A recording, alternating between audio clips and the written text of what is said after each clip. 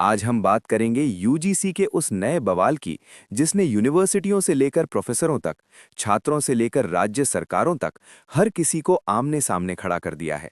इस वीडियो में हम साफ साफ समझेंगे कि यूजीसी ने आखिर ऐसा क्या बदला है जिस पर इतना हंगामा हो रहा है।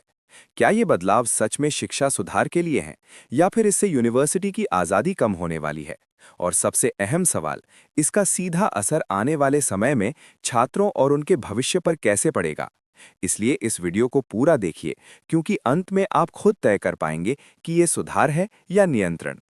अब सबसे पहले ये समझते हैं कि ये पूरा विवाद शुरू कहाँ से हुआ। यूजीसी जब भी कोई नया नियम या ड्राफ्ट लाता है तो आमतौर पर वो कागजों तक ही सीमित रहता है। लेकिन इस बार ऐसा नहीं हुआ। इस बार जो फैसले सामने आए, उनसे ये संदेश गया कि अब यूनिवर्सिटी अपने कई अहम फैसले खुद नहीं ले पाएंगी। फैकल्टी की भूमिका सीमित होगी, प्रशासन का दखल बढ़ेगा और अकादमिक आज़ादी धीरे धीरे कम हो सकती है। यहीं से सवाल उठने लगे कि क्या अब शिक्षा भी पूरी तरह कंट्रोल के मॉडल पर चलाई जाएगी।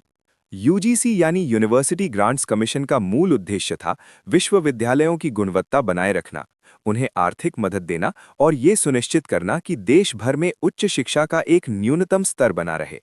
लेकिन आरोप ये लगाया जा रहा है कि यूजीसी अब उस भूमिका से आगे बढ़कर सीधे ये तय करने लगा है कि कौन सा फैसला कैसे होगा, कौन पढ़ाएगा, कैसे पढ़ाएगा और किन शर्तों पर पढ़ाएगा। यहीं से समस्या शुरू होती है, क्योंकि शिक्षा कोई फैक्ट्री नहीं है जहां ऊपर से आदेश आए और नीचे मशीन की तरह काम हो।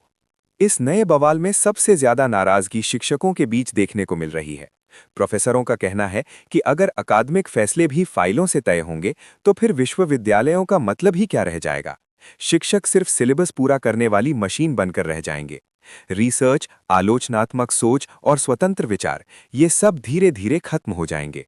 और जब शिक्षा से सवाल पूछने की आज़ादी खत्म होती है, तब समाज को उसका नुकसान सालों बाद समझ में आता है। अब बात करते हैं छात्रों की, क्योंकि हर बदलाव का सबसे बड़ा असर उन्हीं पर पड़ता है। नियम बदलते हैं, कोर्स बदलते हैं, परीक्षा पैटर्न बदल जाता है और छात्र हर बार नए सिस्टम के साथ खुद को ढालने के लिए मजबूर हो जाते हैं। छात्र पूछ रहे हैं कि क्या इन फैसलों को लेते समय उनकी जमीनी सच्चाई को देखा गया? क्या सभी यूनिवर्सिटियों की स्थिति एक जैसी है?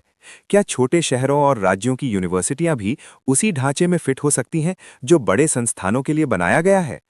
राज्य सरकारों की नाराजगी की वजह भी यहीं से निकलती है। शिक्षा भारत में समवर्ती विषय है, यानी केंद्र और राज्य दोनों की जिम्मेदारी है। लेकिन जब ज्यादातर फैसले केंद्र स्तर पर तय किए जाते हैं, तो राज्यों को लगता है कि उनकी भूमिका को जानबूझकर कमजोर किया जा रहा है। यही वजह है कि ये मुद्दा अब सिर्फ शिक्षा तक सीमित नहीं रह गया, बल्कि केंद्र और राज्यों के रिश्तों से भी जुड़ गया है।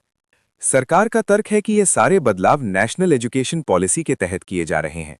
नीति के उद्देश्य वाकई अच्छे बताए जाते हैं, जैसे शिक्षा में लचीलापन, स्किल डेवलपमेंट और छात्रों को ज्यादा विकल्प देना।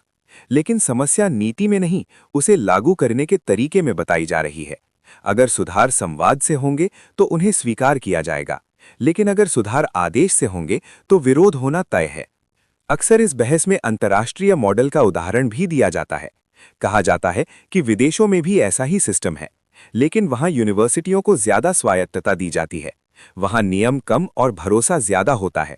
अगर भारत में सिर्फ नियम अपनाए जाएं और आजादी न मिले तो ये मॉडल अधूरा रह जाएगा। अब सवाल उठता है कि राजनीति इस पूरे मुद्दे में कहां से आ गई। जब भी शिक्षा जैसे संवेदनशील विषय पर नियंत्रण की बात होती है, राजनीति उसमें अपने आप घुस आती है। कोई इसे जरूरी सुधार बताता है तो कोई लोकतांत्रिक संस्थाओं को कमजोर करने की कोशिश कहता है। लेकिन सच ये है कि शिक्षा को राजनीतिक लड़ाई का मैदान बनाना सबसे बड़ा नुकसान है। इस पूरे विवाद की जड़ में नियम नहीं, बल्कि प्रक्रिया है। ज्यादातर लोग सुधार के खिलाफ नहीं हैं।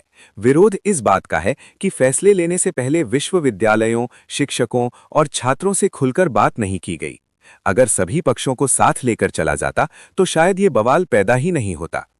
आगे का रास्ता क्या है, इस पर भी बात करना जरूरी है। यूजीसी को गाइड और रेगुलेटर की भूमिका में रहना चाहिए, ना कि डायरेक्ट कंट्रोलर बनना चाहिए। यूनिवर्सिटियों को इतना भरोसा मिलना चाहिए कि वो अपनी जरूरतों के हिसाब से फैसले ले सकें, क्योंकि शिक्षा ऊपर से नहीं चलती, शिक्षा नीचे से मजबूत होती है। अंत में बस इतना समझना जरूरी है कि यूजीसी का ये नया बवाल सिर्फ एक खबर नहीं है, बल्कि ये एक संकेत है। ये संकेत है कि अगर शिक्षा व्यवस्था में भरोसा, संवाद और संतुलन नहीं होगा तो अच्छे इरादों वाले सुधार भी विवाद बन जाएंगे। आज जो फैसले लिए जा रहे हैं उनका असर आने वाली पूरी पीढ़ी पर पड़ेगा। इसलिए सवाल पूछना भी जरूरी है और जवाब देना भी, क्योंकि शिक्षा से जुड़ा हर फैसला देश के भविष्य से जुड़ा फैसला होता है।